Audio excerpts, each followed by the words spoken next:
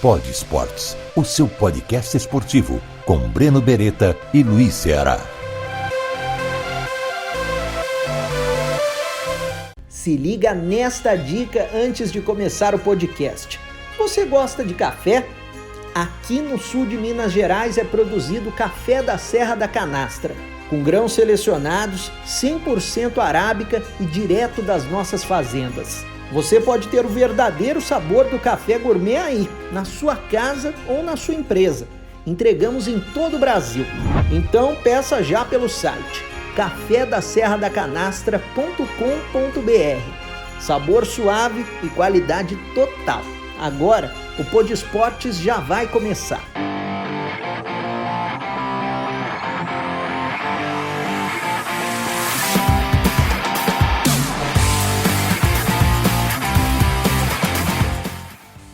Agora a bola curta é pra ele. Bateu, colocada, guarda o Maurício. Agora, Giovani, de chapéu, Giovani.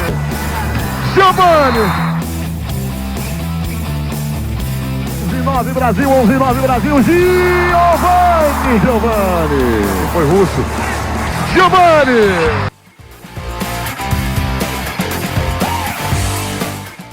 Bom, começando mais um Pod Esportes, podcast esportivo que eu e o Luiz Ceará toda semana trazemos um grande entrevistado, né? Alguém que faz ou fez parte da história do esporte brasileiro, e hoje a gente tem a honra de receber, ele não é grande, é gigante no vôlei brasileiro e também no vôlei mundial, né, Ceará? Muita história para contar. E faz parte do esporte até hoje. É uma honra muito grande receber o Giovani aqui.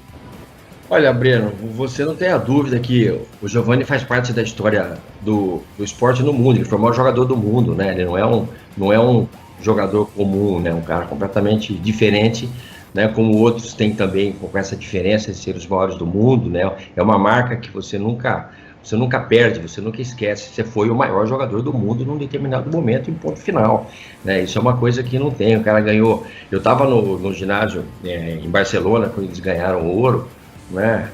Foi uma coisa absurda, emocionante, fora da realidade, né? Fora da realidade, porque foi uma coisa. Você vê o time, uma coisa do Brasil ganhar um título, você fica muito emocionado, né? Mas o vôlei aquele dia foi uma coisa fora da realidade.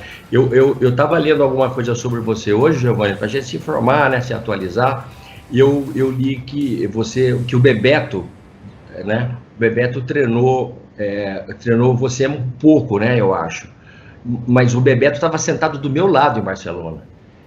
O Bebeto quase morreu, cara.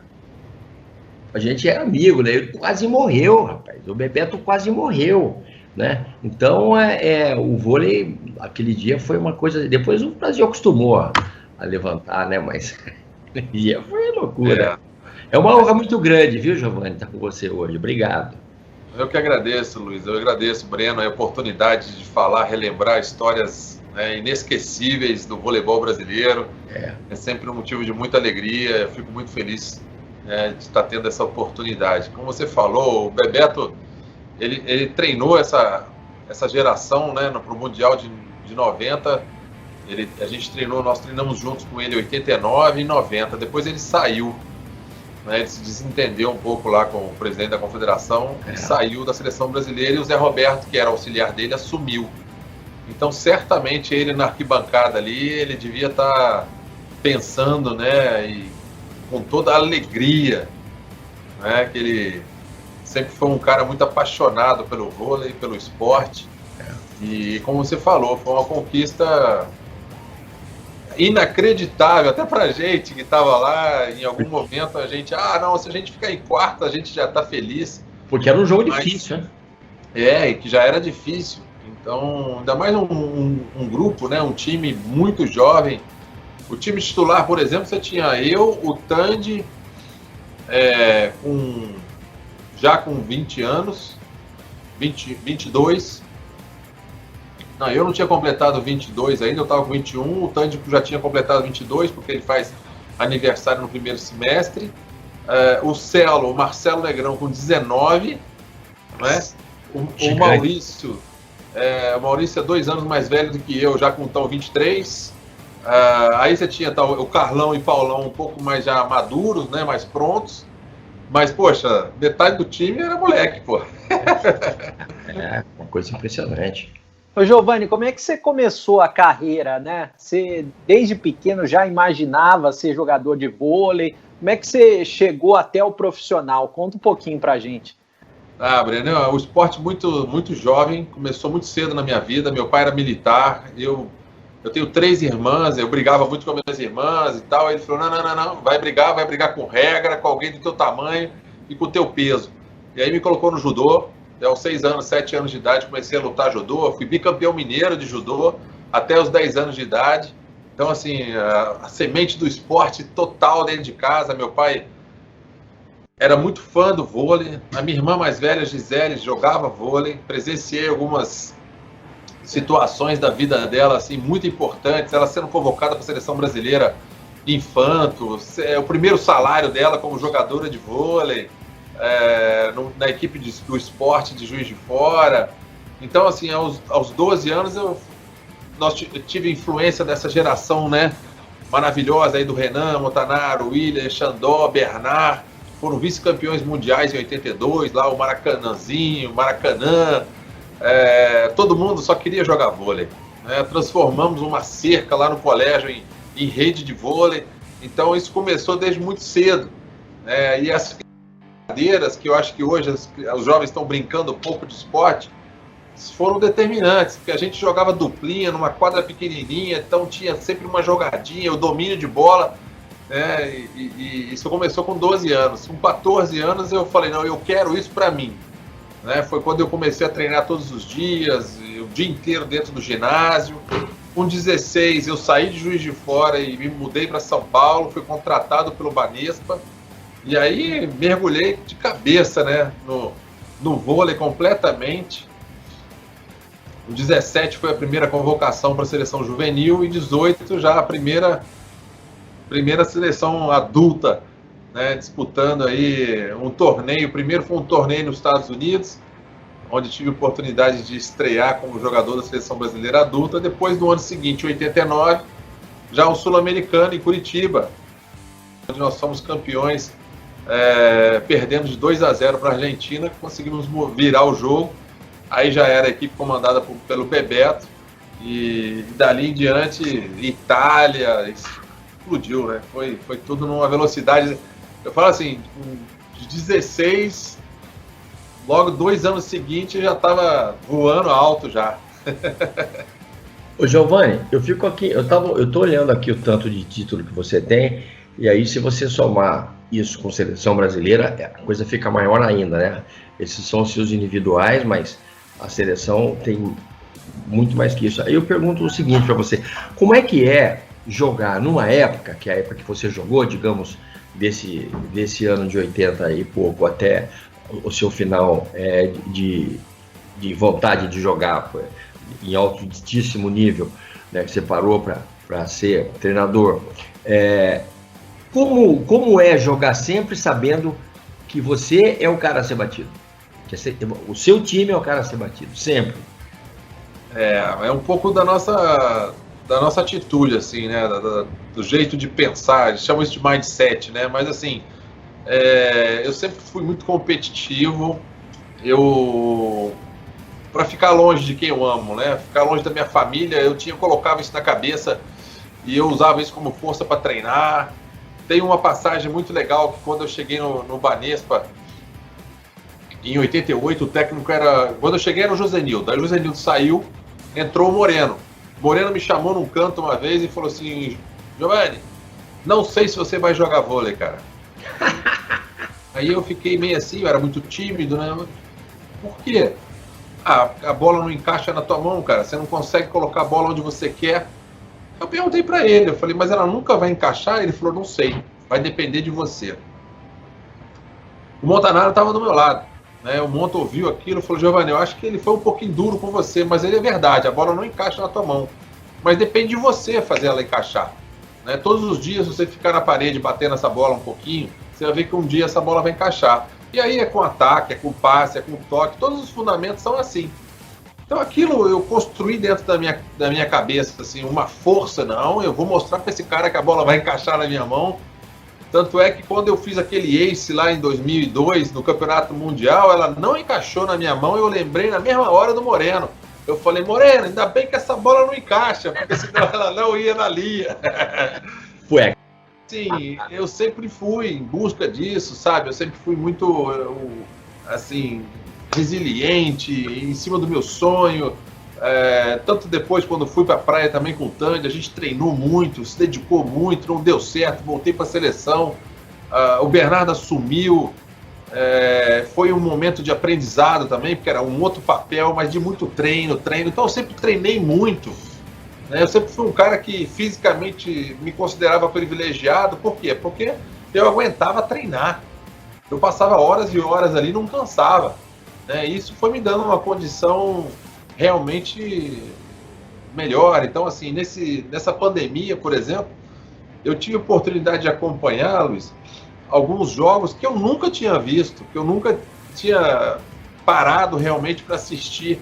E nesse período aí tanto a Olimpíada de 92, depois mostraram a Liga Mundial de 93, que foi o ano que eu fui eleito o melhor jogador de vôlei do mundo.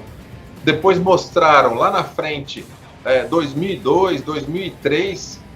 Eu fiquei feliz, Luiz, de me ver jogando, cara. Eu bati um bolão. Eu cheguei à conclusão, daí eu ligava pro Maurício, o Maurício ligava e falava, Didio, caraca, a gente era bom, né, cara? Eu falei, caraca, Maurício, a gente era o melhor do mundo, cara. Só que como a gente está vivendo isso, o dia a dia nosso, a gente não fica imaginando e pensando, não, eu sou o melhor do mundo, não é nada, cara. Porque você tem que pensar na bola, no treino, e a nossa vida sempre era assim. Agora, parando para pensar, eu cheguei à conclusão, realmente a gente era muito bom. Cara, Marcelo Negrão, Tandy, pelo amor de Deus, nossa senhora. Monstro. Ô Giovanni, para você chegar nesse auge, e até melhor do mundo, teve algum treinador em específico que mudou o seu jogo, mudou a sua maneira de pensar? Olha, eu certamente, o Moreno, não sei se foi inconsciente ou foi consciente essa pressão que ele me colocou, foi um cara que me fez reagir. Ele falou, vou ver do que esse moleque é feito. E eu mostrei para ele do que eu era feito. Teve um outro que foi muito importante, o Zé Roberto. Porque durante o Campeonato Mundial de 90, por exemplo, o Bebeto não me colocou de titular. O time jogava com o Carlão e com o Tandy de ponta e o Marcelo Negrão de oposto. E eu fiquei no banco. O Zé, por exemplo, em 92, me deu a oportunidade de jogar. Porque quando ele fez o Carlão como falso meio, jogava eu e o Tandy, o Marcelo Negrão de meio e o Carlão de oposto, ou o Marcelo Negrão de oposto e o Carlão de meio, fazendo ali uma dupla quase que de falsos meios. Os dois batiam primeiras bolas. Então eu falo que o Zé me deu a oportunidade realmente de mostrar todo o meu potencial. E se o Zé não tivesse comprado essa briga de fazer de ter essa visão, porque até então ninguém tinha jogado com 4 atacantes num time. Então o Zé foi determinante. Eu falo que ele foi determinante para que eu tivesse todo esse sucesso aí, essa oportunidade de mostrar os meus valores. Assim como também depois o Bernardo, lá na frente, me deu uma oportunidade de me reinventar também. Esse último período de seleção brasileira, de 2001 até 2004, cara, foi sensacional, mesmo eu sendo reserva. Quando tinha oportunidade de jogar, eu jogava, fiz o ace, saí como herói no Campeonato Mundial. Em 2003, na Copa do Mundo do Japão, o Giba se machucou. Eu fui eleito o melhor atacante da Copa do Mundo. Então, assim, papéis diferentes, momentos diferentes, mas a intensidade é a mesma. A vontade, a paixão. Eu, de certa forma, assim, olhando para trás, eu nunca me peguei fazendo menos, eu nunca me peguei, assim, roubando. O que eu falo na repetição, o treino, que tinha muito atleta que mandava fazer 10 para fazer 5. Para mim era mais fácil fazer 15 em vez de 10, então eu sempre fui muito guloso, eu sempre fui muito treinador, assim, treinar. Eu sempre gostei muito de treinar, Ô Giovanni, você tinha um jogo é muito rápido. Né? Você tinha uma bola muito rápida, você era um cara muito rápido. A questão de altura, você tinha uma altura boa, mas eu digo, você tinha um jogo muito rápido. E isso se tornou uma marca muito grande, tanto quando você jogava no meio, quando depois você foi para a ponta, mas o seu jogo era um jogo muito rápido, era uma bola quase que totalmente de segurança, porque os caras não sabiam o que vinha, mas na hora que vinha, um abraço, já foi. Né? Isso determinou que você tivesse um grande sucesso que você teve, essa maneira sua de jogar, quase uma invenção de uma bola rápida? Sim, eu acho que sim, Ceará. Eu acho que foi um ponto ali de mudança na curva também, né? O vôlei não tinha toda essa velocidade naquela época, o saque também não tinha toda a agressividade que tem hoje, então a gente tinha ali... O passe era mais preciso do que é hoje. E o fato de eu ter começado a minha carreira como central, um jogador mais rápido, eu tinha mais facilidade em atacar essas bolas rápidas do que as bolas altas. Né? Eu quebrava o passe, a bola vinha alta, eu lembro até hoje, o Bebeto me segurando, espera, eu errava o tempo de entrada na bola. A bola rápida não, eu saltava antes, o Maurício jogava essa bola lá na ponta, facilitava a minha vida, porque eu pegava bloqueio simples, pegava bloqueio quebrado, não é? E foi meio que quando foi acontecendo, de que depois todo mundo começou a buscar acelerar essa bola, né, para ter aí os benefícios de jogar um pouco mais rápido. Então, certamente foi um ponto para mim essencial aí para o meu sucesso. Giovanni, você tem tanto título na carreira importante, né? Tanto com clubes quanto com a seleção brasileira, que eu acho que fica difícil você escolher qual que é o seu favorito, né? Mas tem atleta que fica a vida toda, a carreira toda, tentando uma medalha olímpica, nem que for uma de bronze, né? E não consegue. Você tem 2 de ouro. Eu queria que você falasse desse sabor dessas 2 de ouro, e se elas têm um sabor especial acima das outras medalhas que você tem também. Ah, certamente. Tem sim. A Barcelona, por ter sido a primeira, por ter rompido essa barreira, né? Porque a gente sempre tinha no vôlei, em outras situações a gente ainda tem esse complexo de vira-lata, que o Brasil não consegue fazer nada, que a gente não consegue ser primeiro mundo. Na época a gente tinha esse complexo, sim, né? O nosso uniforme era feio, a gente não tinha o melhor lugar para treinar, essa coisa toda, mas a gente ganhava. E romper essa barreira da vitória foi importante. Então, Barcelona tem sim esse gostinho especial, né? Por ter sido a primeira, foi uma conquista muito romântica, uma seleção brasileira ainda que jogava por amor, nem prêmio tinha se a gente ganhasse, porque ninguém imaginava que a gente ia ganhar. Então, assim, foi na alegria, foi na simplicidade, mas foi com muito trabalho, muita dedicação. A de Atenas já foi um pouco diferente, porque eu já sabia tudo que eu ia viver, eu curti um pouco mais a Vila Olímpica, por exemplo, e a sensação de você subir no pódio a segunda vez, ouvir o hino nacional a segunda vez, com todo aquele filme que passa na tua cabeça, poxa, né? Então tinha assim um confronto, né? uma sensação dupla, né? De alegria e de tristeza. Poxa, sou bicampeão olímpico, euforia total, mas também triste porque acabou, né? Eu nunca mais ia vestir a camisa da seleção brasileira depois daquele jogo. Então essas sensações, né, que deixam a gente realmente no máximo. Então, as 2 conquistas olímpicas são realmente papéis diferentes. A primeira titular absoluta, a segunda reserva absoluta, mas entendendo o meu papel e ajudando dentro do possível quando tinha que ajudar. Então, assim, poxa vida. Eu digo que eu, dentro do vôlei, eu saí realizado, porque eu experimentei de tudo, aprendi, saí muito melhor do que entrei em todos os sentidos, né? O vôlei me ensinou tudo, me deu oportunidade de conhecer uma outra cultura, morar fora do país, me deu oportunidades maravilhosas. Então, assim, muito realizado, acima de tudo. O Giovanni, você tá falando, né, sobre uma coisa que em qualquer esporte, ou mesmo na vida, né, na nossa vida de jornalista, por exemplo, tem muito isso, né? Eu, por exemplo, acordo, eu não estou trabalhando mais em TV em São Paulo, foi só em dezembro que eu saí, mas às vezes eu acordo de manhã para fazer uma coisa, mas eu não estou naquela coisa, eu falo, puta, eu tenho que ir embora para São Paulo, caramba, acho que eu acordei atrasado. Isso é uma maluquice, né? Mas isso eu acho que chama-se encanto. Eu quero saber, você foi encantado pelo vôlei, e o vôlei ainda te encanta?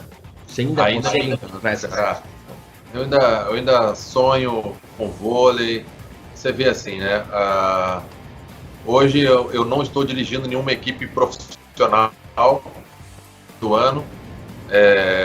Em tempos normais eu estaria disputando aí o Sul-Americano Seleções como treinador da Seleção Brasileira Sub-19, desculpa, Sub-21, mas esse ano a gente não conseguiu reunir, não conseguiu treinar. Então eu fico aqui imaginando poxa vida, como é que estava sendo essa coisa toda. Ao mesmo tempo também estou construindo aí um projeto novo que é o meu lado empreendedor, né? De escolas de vôlei chamadas Play Vôlei, que a gente, assim que puder, vai estar lançando isso pelo Brasil afora nas escolas. Então o vôlei está constantemente na minha vida, né? Pensando, agindo. A história que eu estou aqui no meu escritório, circundado aqui, né? Com a minha história, que agora estou vivendo mais isso tudo. Então tem os meus troféus, tem as histórias, tem carta de fã, tem camiseta, tem um pouquinho de tudo aqui que está sempre, né, aqui atrás da orelha. Bora, vamos falar de vôlei, vamos fazer vôlei, essa coisa toda. Como você falou, Zera, é paixão, tem muita energia ainda, tem muita vontade, e vamos seguir em frente. Né? Acho que quero ainda estar dentro do vôlei muito tempo. É muito importante, né? Não só no vôlei, em todos os esportes, esse trabalho de base, né? E a gente vê até de fora que você vem se preparando bastante. Como é que fica a sua cabeça em relação a times profissionais e principalmente em relação à seleção? Você sonha em um dia ser o técnico da seleção? Porque competência a gente sabe que você tem para isso. Breno, eu acho assim, eu já sou, né? O fato de estar trabalhando com a seleção brasileira sub-21 já é um motivo de orgulho, de alegria. Eu vou confessar para você que em 2018, quando a seleção foi campeã sul-americana, e ouvi o hino nacional, mesmo como treinador, foi diferente, mais gostoso da minha vida. É uma sensação maravilhosa, porque isso me remete a tantas outras coisas maravilhosas lá atrás, né? E se vier, né, na sequência, ou se for um processo natural e normal, um dia estar lá com a seleção adulta também, é óbvio que eu quero. Eu queria ser jogador da seleção brasileira quando eu era moleque lá de Juiz de Fora, e estava longe de ter essa realidade, de ter esse entendimento.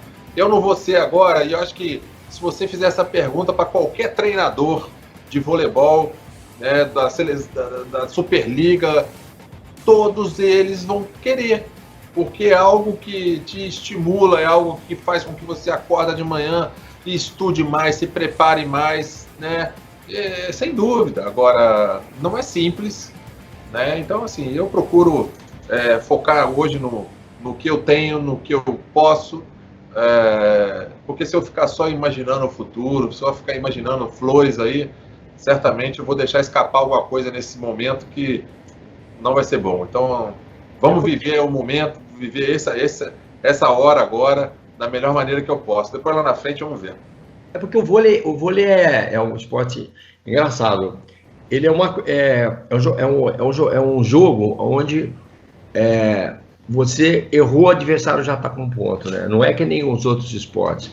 É erro dos dois lados, é muito, muito rápido. É verdade. Muita agilidade. A altura, digamos assim, a velocidade, os saques acima de 100 km hoje, né? Isso, o vôlei mudou? Quer dizer, a gente sabe que mudou, mas assim, como é que você entende essa mudança? Como é que vocês que trabalham profissionalmente com o vôlei têm que compreender essas mudanças todas? Mudou bastante, mudou no sentido físico, sem dúvida, os atletas muito mais fortes fisicamente, mais altos, o jogo lá fora ele é bem duro, Lá fora você quer dizer fora do Brasil, na Europa? Isso. Os nossos adversários aí, por exemplo, lá fora estão realmente um saque muito forte. O que você falou, 100 km por hora já é saque fácil de passar. Hoje em dia é 120, 130 e sei lá onde a gente vai parar com isso. Isso muda drasticamente o jogo, né? Isso faz com que o jogo se torne um jogo de mais bolas altas e aí a força física faz a diferença. Fica feio ou não, Giovanni? Fica feio não? Você acha que fica feio ou não? Ficou feio? Fica. Você perde aquelas combinações, você perde as bolas rápidas. Eu gosto quando você coloca 4 atacantes contra os 3 bloqueadores. Então, para você ter os 4 atacantes, né, aquela bola no meio, do fundo meio, por exemplo, aparecendo o tempo inteiro, aquilo ali dá combinações de ataque muito bonitas de ver, uma plástica bonita, né? E o jogo na Itália, por exemplo, hoje, que é o principal campeonato aí do mundo de clubes, ele se resume bastante em bolas altas, em bolas decididas pelos avatares, que a gente fala, né? Que são esses grandes jogadores que jogam com bola alta e colocam a bola no chão do mesmo jeito. Então é um pouco isso. Não é o jeito nosso, por isso que a gente treina mais do que eles, né? Porque a gente precisa ter esse domínio, colocar o passe na mão, fazer o levantador trabalhar, mas isso requer muito treino, muita dedicação, coisa que pra gente já está acostumado, mas lá fora a eles ainda não. Apesar de que no mundo já estão nos copiando. Então as principais seleções aí do mundo têm os seus próprios centros de treinamento, coisa que a gente já tem desde 2000 e pouco, né? Eles já também, você vê Rússia com centro de treinamento, Polônia, Itália, Estados Unidos também sempre teve. Então, assim, eles já estão entendendo que se não treinarem, eles não adianta ser 2,10 m, 2,15 m, porque não vai ganhar. Então tem que treinar. E nesse aspecto a gente tem muita força, porque a nossa escola aqui, ela é muito forte, né? Eu acho que o grande legado aí que o Zé Roberto e Bernardo deixaram pra gente foi isso. A gente tem uma escola hoje de treinadores, a gente treina muito bem, e isso nos coloca sempre em condições de estar competitivo com os caras lá fora. Giovanni, como é que você vê essa safra atual, né? Tanto do masculino quanto do feminino, o futuro do vôlei brasileiro hoje? Como é que você vê, e também para os Jogos Olímpicos do ano que vem? Eu acho que o Brasil é sempre favorito, né, nesses próximos torneios e campeonatos aí no cenário mundial. O Brasil vai ser sempre favorito, tanto no masculino, no feminino, porque tem handicap para isso, né? Eu vejo assim, o futuro mais desafiador, não só simplesmente porque a gente está deixando de fazer algumas coisas, mas porque lá fora estão crescendo, né? O mundo inteiro está se preparando mais do que se preparava. Então a gente não vai ter aí pela frente um caminho muito simples como nós já tivemos no passado, onde a gente ganhava tudo, não. Eu vejo um cenário mundial mais equilibrado, né? Várias seleções aí, diria mais de 6 seleções em condições de realmente ganhar. O Brasil é favorito em Tóquio esse ano, que entra agora, mas também qualquer coisa ele pode ficar em sexto. Porque a diferença é muito pequena ali entre as equipes. É muito pequena. O Giovanni, deixa eu abrir aspas para um assunto mais ácido. Nós estamos em época de eleição, né? Eu queria que você me falasse da sua carreira de político. Eu, em 2013, eu saí do SESI e teve a oportunidade de me candidatar a deputado federal nas eleições de 2014, por Minas Gerais. Olha, a experiência na política não foi igual às quadras, não tive a vitória que eu imaginava que eu fosse ter. Foi um momento de muito aprendizado, tive apoio de muita gente legal, mas também não tive apoio de um monte de gente que eu achava que ia me apoiar. E eu imaginava poder ser útil para o esporte brasileiro, defender a classe né, fazer realmente criar oportunidades melhores para o esporte brasileiro. Mas não deu certo. E às vezes fico imaginando que talvez, que bom que não deu certo, né? Porque logo depois, em 2015, eu tive a oportunidade de trabalhar na organização dos Jogos Olímpicos, 2016 participar da Olimpíada como gestor do vôlei de praia, depois também assumi a seleção brasileira sub-23, logo no finalzinho de 2016. Então, se eu tivesse sido eleito, eu não teria tido a oportunidade de ter esses grandes projetos, aí, essas grandes oportunidades. E também não sei se eu teria tido lá em Brasília realmente a oportunidade de fazer o que eu gostaria de ter feito. Tem até uma passagem muito engraçada que durante a campanha tive a oportunidade de encontrar com o ex-presidente Collor. E aí eu disse: presidente, estou me candidatando a deputado federal. E ele vira para mim e fala assim: jovem, você quer mudar o Brasil, né? Ele falou assim: você quer mudar o mundo, né, jovem? Eu falei: presidente, o mundo eu não sei, mas se eu tivesse condições de ajudar a mudar o Brasil, eu já ficaria feliz. Ele falou: então eu vou te dar uma dica, você vai chegar lá em Brasília, nos primeiros 4 anos você não vai fazer nada.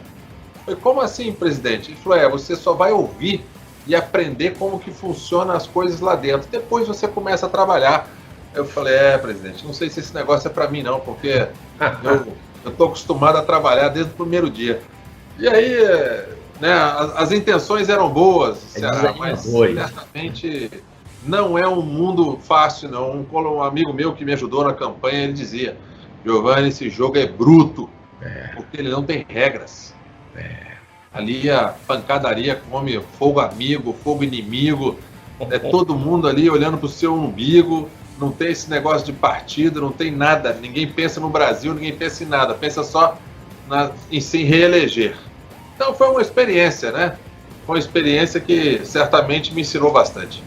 Mas a sua experiência no vôlei de praia foi boa, né? Como é que foi essa experiência? Como que surgiu a oportunidade de você ir para o vôlei de praia junto com um grande amigo seu, né? Olha, Breno, essa decisão também ela foi tomada com a cabeça quente, né? Ela foi boa, né? Porque ela me ensinou muito. Foi um momento de muito aprendizado para mim. Mas certamente, se eu tivesse ficado na quadra, teria sido melhor tanto para mim quanto para a seleção brasileira, não é? E naquele momento eu não dei nem tempo para tomar uma decisão melhor. Eu tomei a decisão e acabou a história. Eu vou, não quero nem saber, eu não olho para trás e vamos embora. E ali o Tandy também estava de saco cheio, queria mudar um pouco. O Tandy sempre teve esse fascínio pelo vôlei de praia. Mas eu lembro como hoje, quando eu liguei para ele, ele falou: cara, Didi, você nunca pisou na areia, cara, o que você vai fazer na areia? Eu falei: Tandy, o que eu vou fazer, eu não sei, cara, mas eu não volto mais para a quadra, eu quero jogar vôlei de praia. E aí ele falou: então vamos junto. E realmente, né, eu tinha que aprender a andar na areia, tive que aprender tudo.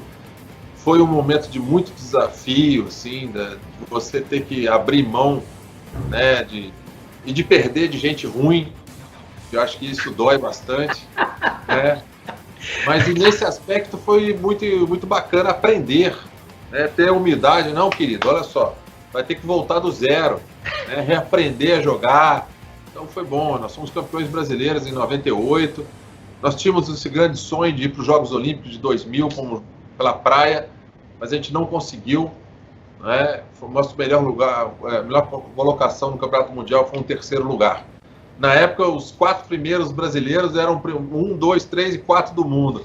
Então, ou a gente era 4 do mundo, ou a gente não entrava no circuito. Então, foi bem desafiador nesse sentido, mas foi um momento de aprendizado, né? O Tandy depois seguiu em frente, foi bicampeão mundial de vôlei de praia, e eu tive a oportunidade de voltar para a seleção brasileira mais forte, mais preparado, com a cabeça mais forte, pelo menos. O Giovanni, eu vou te fazer a minha última pergunta, mas antes eu queria te agradecer muito pela sua generosidade de nos atender, entendeu? Contando histórias saborosas e falando sobre sobre a sua vida, que é uma vida de um campeão, de uma pessoa muito especial, de um ser humano especial, e isso você demonstra no teu trabalho diário. Então, obrigado. Então, a minha pergunta é a seguinte, né? Você também é um gestor, né? E eu queria que você falasse sobre a questão que existe hoje no vôlei do dinheiro, né? Esse envolvimento do dinheiro que faz com que o gestor possa trabalhar. E se você acha muito legal, aprova ou não, ou mais ou menos, esse número grande, ou um número grande de estrangeiros no vôlei do Brasil, se isso é bom. Eu acho que a gente está passando por um momento que a gente nunca poderia imaginar, né? O vôlei sempre ele lidou bem com as crises financeiras, acho que em função do que o vôlei representava e representa no Brasil, com todos os fãs, com todas as marcas entendem que o vôlei é um bom produto para investir e para divulgar os seus produtos e as suas marcas. Mas em função aí do momento que a gente está vivendo, o grande desafio é você conseguir esses patrocínios. Está todo mundo com o pé no freio, né? Está todo mundo recuando. Onde corta primeiro é na verba de marketing. Mas eu aposto sempre no vôlei como um bom produto. Acho que a Superliga precisa se modernizar, acho que a Superliga tem que crescer como marca, como produto, se tornando realmente um campeonato, um dos melhores do mundo. Acho que nesse aspecto os estrangeiros são fundamentais, porque eles trazem, como é que eu falo, qualidade técnica realmente, então a gente eleva um pouco o nível do campeonato, o espetáculo melhora, essa coisa toda. Expectativa. Então assim, a gente precisa, né, ter esse movimento. O grande desafio, na minha opinião, é esse, é ter visibilidade para que a gente continue podendo ter um time aí com investimentos que não são pequenos, mas haveremos de sobreviver a essa crise também. Por quê? Porque tem pessoas apaixonadas, tem pessoas que vivem disso, que levam essa bandeira e aí começam a buscar, a não entregar o bastão, né? Então eu vejo o vôlei dessa forma. Todos os grandes projetos aí, ou tem um clube muito tradicional, ou tem uma pessoa que é apaixonada e que carrega essa bandeira. Então, aos poucos a gente vai profissionalizando a Superliga, profissionalizando as equipes e, quem sabe, chegando pertinho aí do futebol, né? Vai demorar bastante, o futebol está anos-luz na nossa frente, mas a gente está lá sempre em busca de um produto melhor, de um espaço melhor, de um palco aí para mostrar esse espetáculo que é o vôlei. Ô Giovanni, você como bom mineiro, você gosta de café? Que a gente vai te enviar o café da Serra da Canastra, que é um café gourmet, é o nosso patrocinador aqui, e a gente vai enviar aí na sua casa café da Serra da Canastra. Você gosta de café? Adoro café, acabamos de tomar um cafezinho aqui agora. O café que é a vacua, né? Dizia meu pai, né? É o melhor café que tem. Então a gente vai enviar esse café gourmet para você e também vamos enviar uma caricatura feita pelo Caricação, que é o nosso parceiro. Vai fazer uma caricatura sua com o uniforme da seleção brasileira para você poder utilizar aí. Bacana, muito obrigado. Obrigado, Breno. Obrigado, Ceará, pela oportunidade também. Fico muito agradecido pelo carinho. E falar de esporte, de vôlei, sempre é muito bom, né? São boas recordações, né, Ceará? Com certeza. Obrigado, Dígio. Saúde para você, tá? Saúde. Obrigado, Giovanni. Um grande abraço a todos. Valeu, um abraço. E olha, não desliga ainda que tem os bastidores da entrevista. Beleza, Giovanni? Tudo jóia, Breno? Beleza, querido. E você? Tudo bem também. E aí, Ceará? Beleza. O Breno seria, nos dias de hoje, um levantador bom. Ele seria um Bernardinho, que sempre foi reserva do William, mas seria. Estaria vestindo a camisa da seleção brasileira, né? Seria o cara da seleção brasileira, entendeu? Mas jogando, ele seria o reserva do William, pô. E jogava pra caralho o Bernardinho, mas não era o William, entendeu? Mas eu sou muito antigo, Giovanni, porque eu peguei esses caras jogando, todos, o Brunoro, quando era técnico da Pirelli, pô, eu ia na casa, eu saía de São Paulo, ali da Praça Marechal, na Globo, viu, Breno? Eu saía ali da Praça Marechal, onde era a Globo, a gente ia de manhãzinha, 7 horas da manhã, a gente ia pra casa do Brunoro, em Santo André, tomar café com a mãe dele e com ele. Você acredita isso? Tomava café com ele e com a mãe dele e depois ia pro treino. Bons tempos. Vi o Moreno jogar na rua, pô, na rua lá em Santo André, minha tia morava em Santo André, Moreno jogava na rua de casa atrás. O Moreno eu não vi jogar, não. Mas o meu começo lá no Banespa, lá, tô falando aí de 87, né? Ainda era Pirelli contra Banespa na final lá Porra, tá louco. do Campeonato Brasileiro, na época não era Superliga, não. Quebrava tudo, né? Tudo. Os caras jogavam. Era lotado, aquela loucura. Não, o Brasil, vocês foram de uma seleção, né? Vocês foram de uma seleção que jogou, eu acho, mais do que aqueles caras, porque vocês tinham mais técnica, era uma coisa mais moderna, era um jogo mais, né? E foram campeões e tal, e tinha tanta gente quando tinha na época dos caras, eles eram Beatles, velho. Porra, tinha que sair pelo fundo.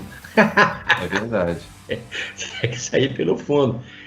Se bem que você andou tendo que sair pelo fundo também, você e outros, né? Tiveram que sair pelo fundo da quadra porque era muito assédio, né, cara? Era muita coisa. O vôlei era... A gente teve... Eu já vi muito segurança tomando porrada de menina. Eu vi também, cara. Teve uma vez eu fui lançar um livro na Bienal do Livro aí em São Paulo, no Ibirapuera. Isso deve ter sido em 93, lá com o Radamés e a Cida. Eles escreveram o livro, o Dídio lá e tal. Até os grandes escritores ficaram bravos. Falaram, como é que é um moleque desse que vai te fazer tanto sucesso e a gente não tem ninguém aqui no nosso stand? Ficaram bravos na época, mas olha, era novinho, era uma quantidade de menina e os cap dos guardas voavam.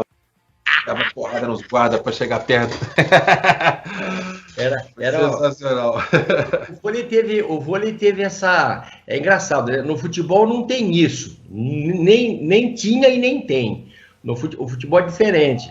Né? O basquete diferente, mas o vôlei, cara, o vôlei é assustador. E para as meninas era também, mais ou menos, viu, Giovanni? Porque elas faziam filme. Você vê, a Vera Mossa fez filme, né? A Isabel era... Isabel, Jaque. Jaque. Participavam de novela direto. Eu fui fazer um mundial. Eu não sei se foi a Vera Mossa ou se foi a Isabel. Saiu na capa da Veja, se eu não me engano, ou de uma puta revista, Manchete. Não sei, na época, a melhor revista que tinha. Em capa de tudo que é revista. E algumas jogadoras fizeram Playboy, entendeu? Eu fui fazer um mundial em Arequipa, no Peru, em 80, com essa seleção aí. Até quem ganhou foi a seleção do Peru, que era aquele treinador, o Mambo Park, o Som, né? O Som. Que era o Som, que era, o cara era um cachorro, entendeu? Dava porrada nas meninas, sabia? Porrada. Ele tinha uns métodos meio esquisitos aí de conduzir os jogadores, ele fazia uns treinos virtuais na época. Sem bola. Eu vi o Japão treinar sem bola lá também, viu, velho? Aí você imagina o seguinte, né? Bernard, Xandó, as puta velha toda treinando sem bola. Xandó treinando. Porque o Bernard, na hora, fiz uma largadinha. Ele sacaneava o treino direto. E você imagina o Xandó com aquela ignorância dele jogar sem bola, porra. O Xandó teve uma passagem com ele, que o Xandó tava com dor no joelho, e o coreano amarrou a perna dele para trás, assim, ó. Sei lá, amarrou assim e deixou amarrado umas 3 horas. Agora vai ficar bom, né? Aí tirou, o Xandão não sentia mais a perna, o cara. O Xandão saiu atrás dele. Eu vou matar esse coreano. Ele tem a cada uma, cara, que era brincadeira. A seleção, eu vi a seleção do Japão treinar lá no Peru, elas treinavam sem bola. Era um pula-pula para lá e para cá sem a bola. Eu olhava aquilo. Aí, você sabe quem que dava treinamento sem bola, o Breno, no futebol? Cilinho. Cilinho era fera, né? Dava sem bola e dava com uma bolinha de tênis. Você imagina Falcão, Careca, porra, os caras jogando, fazendo casquinha com a bolinha de tênis e o Bebeto pulando na ponta do dedo, o preparador físico, pulava na ponta do pé assim, falava, vamos. Falei, meu Deus. Mas o Som foi feliz, né? Porque no Minas ele foi tricampeão brasileiro, um timaço lá, lembra? Pelé, Belder. Ele era campeão. Aonde ele passou, ele foi campeão, cara. Ele não era brincadeira, só que era maluco, né? Maluco, não dava. Eu acho que ele não rasgava dinheiro, mas ele estava perto. Não, teve umas outras coisas assim que o cara torcia o tornozelo e tal, aí ele fumava, né? Aí ele pegava o cigarro e botava no pé do cara, assim, queimava o pé do cara. Aí o cara, o pai tá queimando, porque aí alivia a dor, né? Muda a dor. É lógico, tá queimando o pé do cara, ele vai sentir a dor do queimado. Que, velho? Não, ele tinha umas coisas malucas. Ele era maluco. Mas esses caras, eles tiveram uma certa história no vôlei, como outros tiveram também no futebol, tinha esse tipo de cara. O Cilinho, por exemplo, ele era, porra, você não acredita. Pô, Breno, então vambora, senão... Vamos começar então. O Giovanni contar tudo. Pod Esportes, o seu podcast esportivo, com Breno Beretta e Luiz Ceará.